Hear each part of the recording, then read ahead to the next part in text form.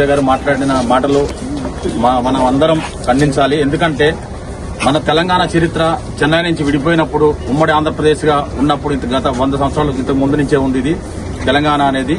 ఈ తెలంగాణ ఆంధ్రప్రదేశ్ అని పేరు పెట్టి ఒక కర్ణాటక ఎంపీ ఒక యువకుడు భారతదేశానికి ఒక ఎంపీగా ఉండి 543 సీట్లు పైన ఉన్న ఎంపీ సీట్లలో ఒక ఎంపీ నువ్వు, అంతేగాని భారతదేశానికి మొత్తానికి నువ్వు ఒక అధిపతివి కాదు.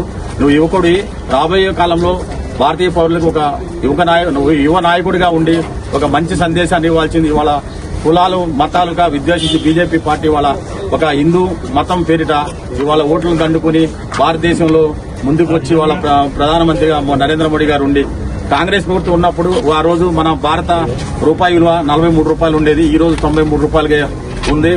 రూపాయి విలువ పడిపోతూ మీరు సాధించింది ఏమిటి? అభివృద్ధి అని చెప్తున్నారు కానీ అభివృద్ధి ఎక్కడుందో తెలియదు. కానీ మీ ఎంపీలు దోచుకున్నది ఇవే కనపడుతున్నాయి. ఈ రోజు మహిళా బిల్లు తీసుకొస్తాం, మంచిదే, తీసుకురావద్దని అంటలేదు. అలాగే ఎంపీ సీట్లు ఎమ్మెల్యే సీట్లు కూడా తీసుకురావాలి.